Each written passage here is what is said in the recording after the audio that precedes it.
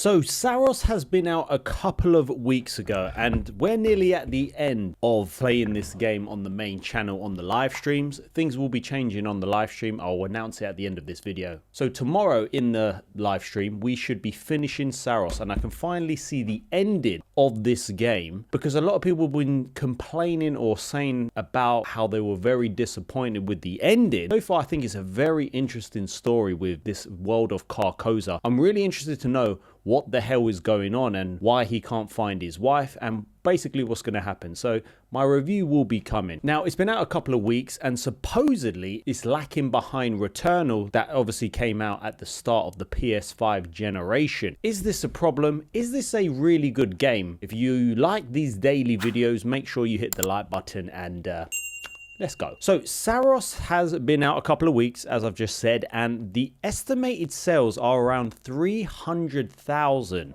This is selling a lot slower than Returnal on a bigger install base. I know we can get fixated on numbers because that's what we do, but I have to say, in terms of the gameplay and the shooting and the way they use the permanent upgrades and the way you can make this game easier, I freaking love. I'm enjoying it a lot more than Returnal, although I'm not sure if I prefer Returnal's story and the world to this. If you were someone that didn't like Returnal because of how freaking hard it was, and yes, I was getting pissed off when I was playing that game because I don't like to feel like I'm wasting my time. That's the main thing when I game. I want to make sure I'm getting some form of progression throughout my 2-hour playthrough. And I kid you not, when we were live streaming Returnal, I think I did a live stream for over 2 hours and I died. And essentially, I didn't make any progress. That was the only thing that was really pissing me off about the game. Because listen, if you're a dad, if you haven't got a lot of time, the last thing you want to do is waste 2 hours of your time to not make any progress. So this is where this game shines. It really does give you options to make the game easier with permanent upgrades, with these modifiers. You can actually turn off the option where you have to balance the modifiers, where you have to add some negatives to outweigh the positives or outweigh the positive modifiers, which is really cool. And I did that and it's become that little bit easier, so it's a bit more enjoyable. It looks like it is having a slow start at 300,000, only launching 2 weeks ago. Almost a third of the copies came during the early access period, which suggests that House Marquee superfans, including myself on this, are propping this one up. We have a big deep dive with a lot more Saros data on our free Substack, blah, blah, blah. Players who consistently showed up for PlayStation's first-party games at launch or shortly after make up a significant share of Saros's early players. So 56% of Saros players previously played Ghost of Yote, released in October 2025. I'm part of that. 37% played Death Stranding 2, released last June. I did that. 11% played God of War Ghost of Sparta. I did that as well. And 8% played Marathon early March. I did not. Launch aligned, our estimates show that Saros is actually selling a little slower than Returnal, despite there only being around 8 million PS5s in the wild when Returnal launched versus the 93 million install base Saros launched into. On first look, that seems rough, but there's a bit more to it. When Returnal hit in 2021, less than 6 months after the PS5 launch, PS5 adopters, the ones who bought a lot of games, were dying for something new. Returnal was the first big first-party PlayStation release title, and obviously it made use of the DualSense features. It's a different story from Saros. It's launched not too long after Crimson Desert, Resident Evil Requiem, Hades 2, Pragmata, wow, flipping out. And not to mention we've got James Bond and we've got Batman coming end of the month. The slow start suggests it will struggle to break even given the report of the 76 million development budget. Wow. So Sony will inevitably find new revenue and players via PlayStation Store discounts. But if revenue is the priority on this one for Sony, this fantastic game has sadly had a lukewarm start as per our estimates. There are actually quite a lot of games coming out. Now, I know in terms of first-party studios, a lot of people like to say, you know what, there's nothing going on with Sony. There's still some first-party, but not as much as obviously something like the PS4. But when you take third-party developers, there is quite a lot of games to get through. Like, as I've said it's released as well close to Crimson Desert. Now, you have to look at how many games in and around Saros there's been. Now, a lot of people, if I wasn't doing YouTube, I wouldn't have bought any other game apart from playing Crimson Desert, no word of a lie, because It is such a big game and I'm enjoying it that much. I'm buying all these other games so that I can play them through, so that I can review them and build up the channel. There's no doubt that a lot of gamers have so much choice in and around this time, and maybe you can look at it as with Returnal, it was so, I wouldn't say off-putting, but don't get me wrong, it can put off a lot of people. And because it's very similar in terms of its gameplay, basically the same with some improvement, a lot of people might think, no, this game is too hard. But honestly, when I say, now that I've changed those modifiers and in the settings I've even turned off where you need to balance it, it is a lot easier than Returnal. But maybe a lot of people won't see that because they might still think this is very, very hard. I'm enjoying the game. I think the game is brilliant. I think the gameplay is amazing. I think the haptic feedback is incredible. I think the graphics are beautiful. The story, I'm interested to know. I hope there's a big ending that actually makes me feel, wow, this was an amazing story, because it can kind of set up a really good story with this world, because I'm so interested to know what the hell is going on. But a lot of people, again, have been saying different things about the story. So we're just going to have to wait and see when we play that on stream. But I think we do live in a generation now where, listen, I know I'm reporting on this, and that's what I like to do on this YouTube channel, on the second channel, where reporting on up-to-date news going on. But you know what?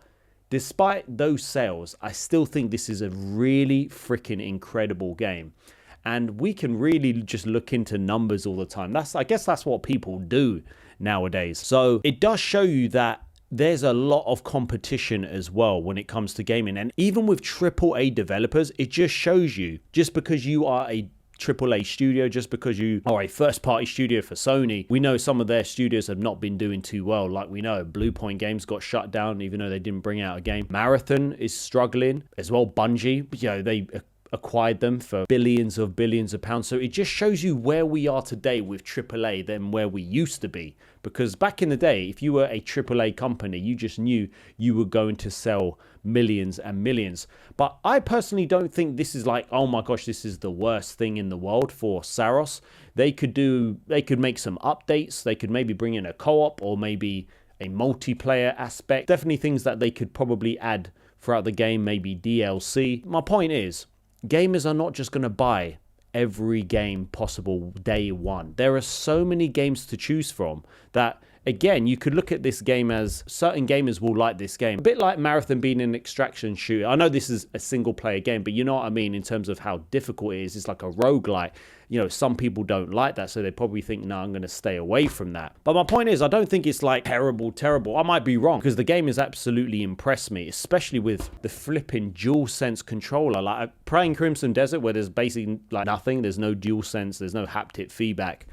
When you play this, you realize how amazing the DualSense is. And for anyone who's thinking, you know what, I just wasn't sure if it was going to be a lot harder or the same as Returnal, you're going to be very surprised if you do decide to play this. But you know what, it isn't looking too good at the start, but again, there are so many games coming out, and I know they go on. Elephant in the room is that Sony recently closed Blue Point. Now House Marquee has presumably closed the book on Saros. I sincerely hope PlayStation keeps them on the books. And don't get me wrong, just because I like the game, you just don't know what can happen in the gaming industry. For all we know, House Marquee could be shut down. I'm not even going to say I would be surprised. I would be surprised, because you've just brought out a really freaking good game. To think, even if sales don't meet expectations, like, are they going to shut down Bungie? This is a really good game, and it just makes you think that not everyone is just going to buy it day one. So, do you know what I mean? There's so many other games coming out. We've got Batman and 007 coming real soon. We've got Assassin's Creed Black Flag remake. That, you know, so many people will be waiting for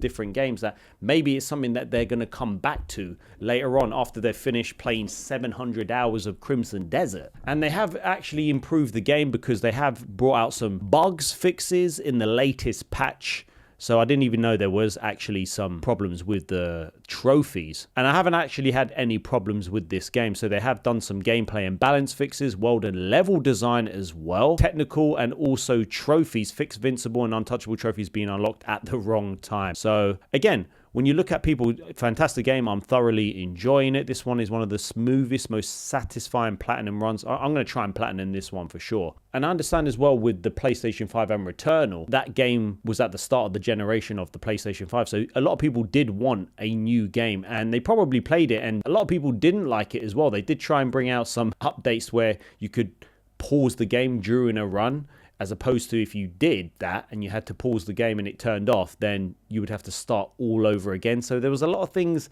that may have put off a lot of people when it came to Returnal. It's a slow start, but it doesn't mean it's over. Bigger install base, but a less captured market. There are many more alternatives now. True. How's Marky's next game? It has to be another sad father simulator. This way it would attract more attention from the current PlayStation audience. It sold well based on what people thought it was, only to discover it had some very unpleasant, time-wasting, insulting, and frustrating design choices, as well as poor performance. I don't know about insulting, but don't get me wrong, it was definitely frustrating. So it looked like Returnal being enough to put people off based off the bitter experience of wasting their money, potentially. And this person makes a good point here, because I've always said that The Last of Us 2 sales only reflected the consumer sentiment towards the original. If they released a third title, or when Intergalactic is released, you will find out what consumers really thought of The Last of Us 2. I totally agree, because you know how I feel about Last of Us 2. We don't have to go on about it. But that is very true. Intergalactic is going to show how much people like Neil Druckmann and like the story of Last of Us Part 2. And listen, that game is costing a lot of money. But it's an interesting one with Saros. But overall, loving the game. Let's see about that story when it comes to the live stream tomorrow. And just to let you know, if you are looking at the main channel, the only things that are going to change on the live streams of the main channel, because I've been figuring out how to prioritize the videos being shown whilst keeping the live streams, but also, according to my coach, they are damaging the algorithm and showcasing my channel and how it will stop YouTube from promoting my channel. So what I've decided to do, only because of that, is that live streams will be as normal, but after I finish going live, they will be available only to members, because then YouTube will not be pushing out those live streams. So that way we get the live streams throughout. Maybe certain live streams I'll keep, such as like a PlayStation State of Play, for example. I won't change that straight away to members only. Overall, live streams that I do, after I finish, they will go straight to members only because YouTube then can prioritize my edited videos, which are doing a lot better than the live streams, which is a bit obvious. But anyways, what do you think about this video? What do you think about Saros? Drop your thoughts in the comments and let me know.